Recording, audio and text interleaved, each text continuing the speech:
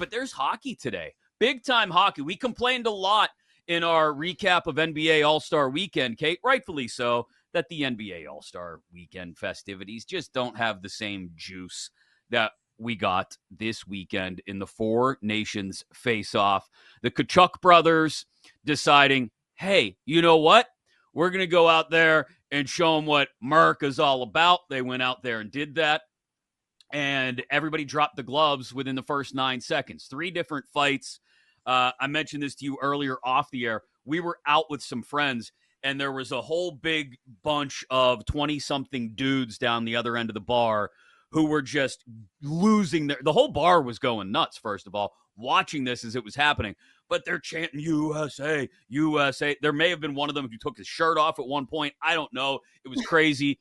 The Four Nations face-off has inspired hockey fans and sports fans in general to actually engage with some all-star festivities. It's not all the best on best because Russia's not a part of this. You don't have a lot of the Czechs involved in this. It's just these 4 teams, and these 4 teams play their final preliminary round games today. Canada facing Finland at 1 Eastern in Boston. This is odd because Canada's actually laying 2.5 on the puck line at BetMGM. Now, it is juiced to plus 125, but it's interesting that the puck line is out to 2.5. Money line, Canada's minus 450, Finland plus 340.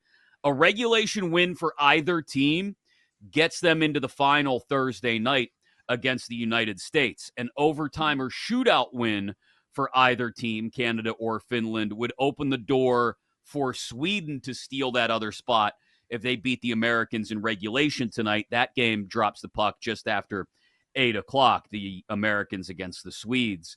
But there's one prop I absolutely love for this early game between Canada and Finland, and it's Sidney Crosby plus 220 to record multiple points in this game.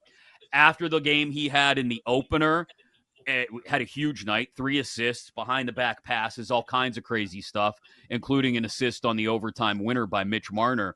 It feels like Crosby's due for another big game. I don't think he sits around and waits to have it against the Americans in the final on Thursday night.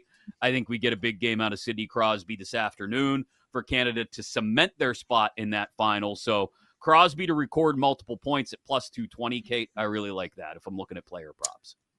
I can get on board with that with you, Chris, for everything you just said. Plus, I mean, Canada has to be coming into this one pretty pissed off.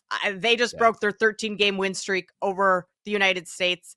They want to get back and face them in the finals. Like, let's be real. If any of these teams wants to face the U.S. again, it's Canada. And so you're going to get the best of the best from those players. Sidney Crosby is one of them. So I don't hate that at all. I also think, I mean, even though it is juice plus... what are we at here? Actually, it's even money for the over 6.5 goals. I mean, if Canada's going to win by 3, that gets you close to halfway there. Like, I find it hard to believe that we're going to have an under game. Or maybe you just look at like Canada's team total in their goals scored and take the over there, because clearly the books are thinking that the Canadians are going to have a big day today. I think that's going to be the case as well after the loss the other night, and wanting to get back to the finals. So I think and maybe you go regulation. Can you do totals in regulation without overtime? Yeah, I believe so. It should be in there somewhere. 60-minute totals should be in there somewhere. What's interesting to me is just looking at the markets for this game. I mentioned the puck line was out to 2.5. And based on where it was this morning when I eyed it up, we've actually seen that move. Let's see. The puck line is still where it was.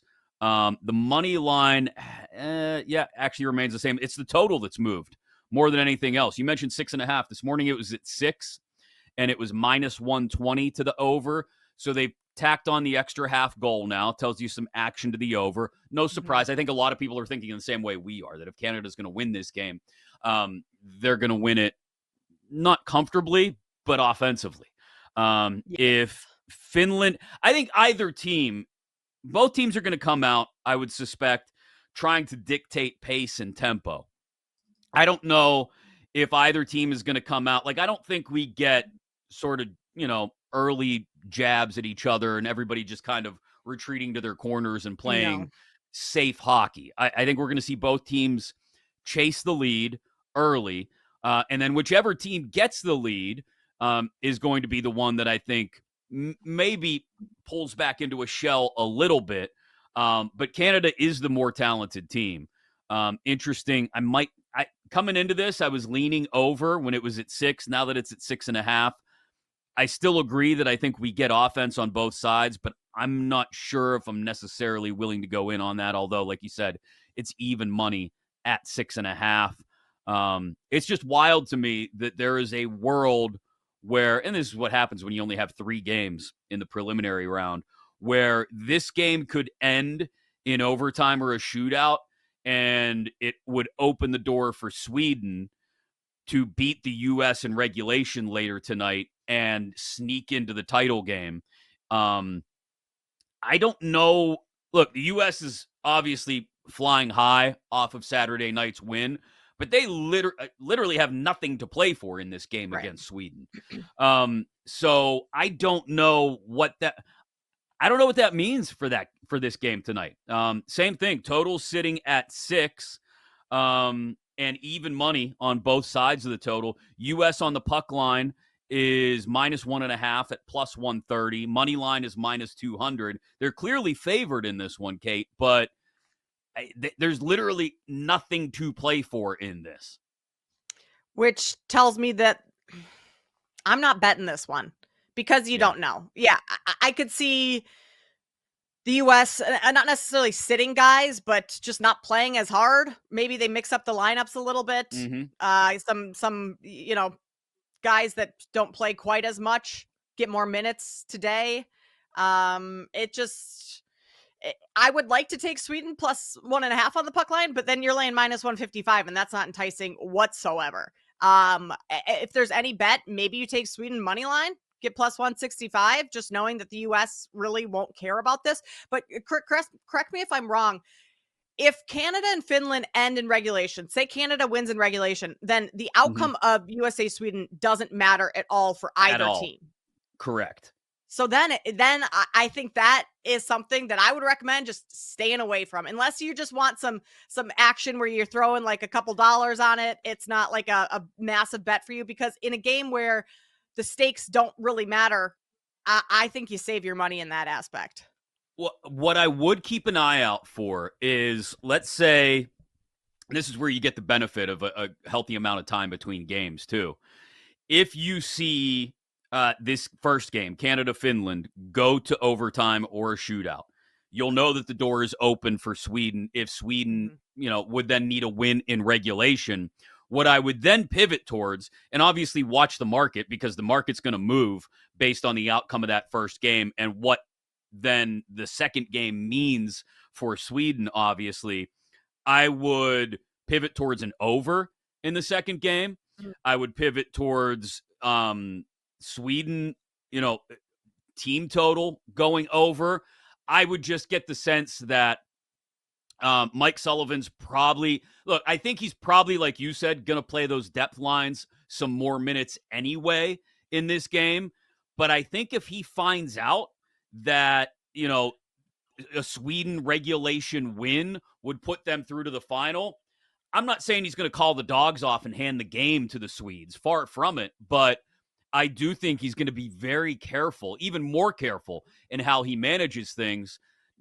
Again, not that he wants to just roll over and die for the Swedes and then get a rematch against them in the final, but in that, what am I sending my guys out there for against a team that knows they need a regulation win in order to move on to the final? So I think keep an eye on how the markets shift and change. Over would be a play for me in the second game if we see the first game go to OT or a shootout, because then, Sweden's going to be, I don't want to call it fire wagon hockey. That's not the way they play, but the foot's going to be on the gas right from the get-go for the Swedes, I think, if they know they've got an opportunity. Conversely, if this thing it means nothing, like you said, maybe I lean under, because the Swedes are going to have nothing to play for, and the Americans similarly nothing to play for and are just looking to tune up and stay healthy for the final on Thursday night.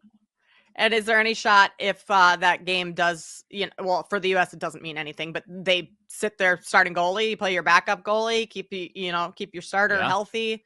That could be something that happens. In terms of the tournament winner, the only thing I would look at is Canada plus 155. For the U.S., you're laying minus 160. I would love the U.S. to win, as this being our fabulous country that we live in. But value-wise or betting-wise, I think there's value on Canada plus 155 if you're looking into the tournament winner for later this week.